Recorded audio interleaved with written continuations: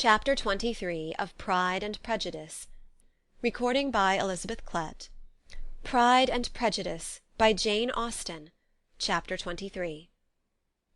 Elizabeth was sitting with her mother and sisters, reflecting on what she had heard, and doubting whether she was authorized to mention it, when Sir William Lucas himself appeared, sent by his daughter, to announce her engagement to the family. With many compliments to them, and much self-gratulation on the prospect of a connection between the houses, he unfolded the matter, to an audience not merely wondering, but incredulous; for Mrs. Bennet, with more perseverance than politeness, protested he must be entirely mistaken, and Lydia, always unguarded and often uncivil, boisterously exclaimed, "Good Lord! Sir William, how can you tell such a story? Do not you know that Mr. Collins wants to marry Lizzie?" Nothing less than the complaisance of a courtier could have borne without anger such treatment, but Sir William's good breeding carried him through it all, and though he begged leave to be positive as to the truth of his information, he listened to all their impertinence with the most forbearing courtesy. Elizabeth, feeling it incumbent on her to relieve him from so unpleasant a situation, now put herself forward to confirm his account by mentioning her prior knowledge of it from Charlotte herself, and endeavoured to put a stop to the exclamations of her mother and sisters by the earnestness of her congratulations to Sir William, in which she was readily joined by Jane, and by making a variety of remarks on the happiness that might be expected from the match, the excellent character of Mr. Collins, and the convenient distance of Hunsford from London. Mrs. Bennet was in fact too much overpowered to say a great deal while Sir William remained, but no sooner had he left them than her feelings found a rapid vent. In the first place, she persisted in disbelieving the whole of the matter; secondly, she was very sure that Mr. Collins had been taken in; thirdly, she trusted that they would never be happy together; and fourthly, that the match might be broken off. Two inferences, however, were plainly deduced from the whole: one, that Elizabeth was the real cause of the mischief, and the other that she herself had been barbarously misused by them all, and on these two points she principally dwelt during the rest of the day. Nothing could console and nothing could appease her, nor did that day wear out her resentment. A week elapsed before she could see Elizabeth without scolding her, a month passed away before she could speak to Sir William or Lady Lucas without being rude, and many months were gone before she could at all forgive their daughter. Mr. Bennet's emotions were much more tranquil on the occasion, and such as he did experience he pronounced to be of a most agreeable sort, for it gratified him, he said, to discover that Charlotte Lucas, whom he had been used to think tolerably sensible, was as foolish as his wife, and more foolish than his daughter. Jane confessed herself a little surprised at the match, but she said less of her astonishment than of her earnest desire for their happiness, nor could Elizabeth persuade her to consider it as improbable. Kitty and Lydia were far from envying Miss Lucas, for Mr. Collins was only a clergyman, and it affected them in no other way than as a piece of news to spread at Meryton.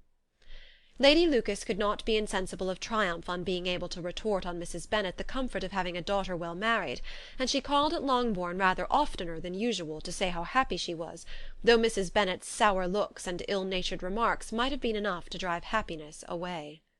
Between Elizabeth and Charlotte there was restraint which kept them mutually silent on the subject, and Elizabeth felt persuaded that no real confidence could ever subsist between them again.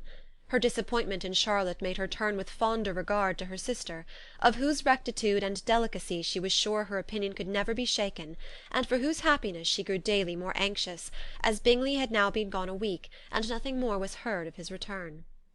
Jane had sent Caroline an early answer to her letter, and was counting the days till she might reasonably hope to hear again. The promised letter of thanks from Mr. Collins arrived on Tuesday, addressed to their father, and written with all the solemnity of gratitude which a 12-months' abode in the family might have prompted. After discharging his conscience on that head, he proceeded to inform them, with many rapturous expressions, of his happiness in having obtained the affection of their amiable neighbour, Miss Lucas, and then explained that it was merely with the view of enjoying her society that he had been so ready to close with their kind wish of seeing him again at Longbourn, whither he hoped to be able to return on Monday fortnight. For Lady Catherine, he added, so heartily approved his marriage, that she wished it to take place as soon as possible, which he trusted would be an unanswerable argument with his amiable Charlotte to name an early day for making him the happiest of men. Mr. Collins' return into Hertfordshire was no longer a matter of pleasure to Mrs. Bennet. On the contrary, she was as much disposed to complain of it as her husband. It was very strange that he should come to Longbourn instead of to Lucas Lodge. It was also very inconvenient, and exceedingly troublesome. She hated having visitors in the house while her health was so indifferent, and lovers were of all people the most disagreeable. Such were the gentle murmurs of Mrs. Bennet, and they gave way only to the greater distress of Mr. Bingley's continued absence. Neither Jane nor Elizabeth were comfortable on this subject. Day after day passed away without bringing any other tidings of him than the report which shortly prevailed in Meryton of his coming no more to Netherfield the whole winter, a report which highly incensed Mrs. Bennet, and which she never failed to contradict as a most scandalous falsehood.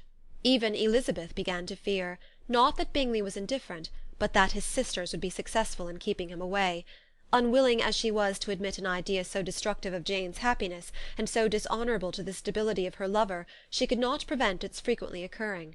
The united efforts of his two unfeeling sisters, and of his overpowering friend, assisted by the attractions of Miss Darcy and the amusements of London, might be too much, she feared, for the strength of his attachment. As for Jane, her anxiety under this suspense was of course more painful than Elizabeth's, but whatever she felt she was desirous of concealing, and between Elizabeth and herself, therefore, the subject was never alluded to.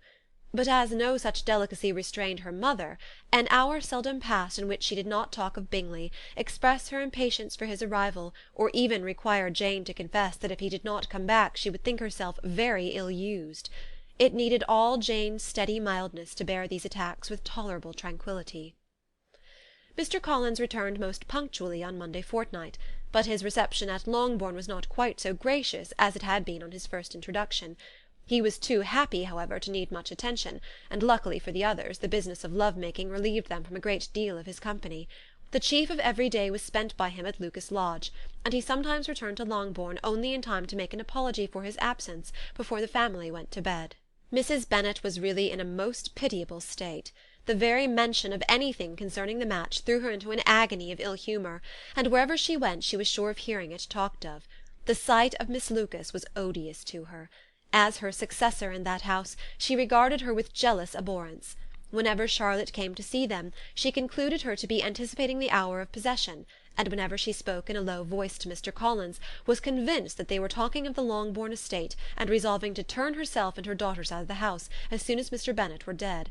She complained bitterly of all this to her husband. "Indeed, Mr. Bennet," said she, "it is very hard to think that Charlotte Lucas should ever be mistress of this house, and that I should be forced to make way for her, and live to see her take her place in it."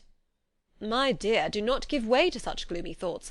Let us hope for better things. Let us flatter ourselves that I may be the survivor." This was not very consoling to Mrs. Bennet, and therefore, instead of making any answer, she went on as before. "I cannot bear to think that they should have all this estate. If it was not for the entail, I should not mind it." "What should not you mind?" "I should not mind anything at all." "Let us be thankful that you are preserved from a state of such insensibility." "I can never be thankful, Mr. Bennet, for anything about the entail.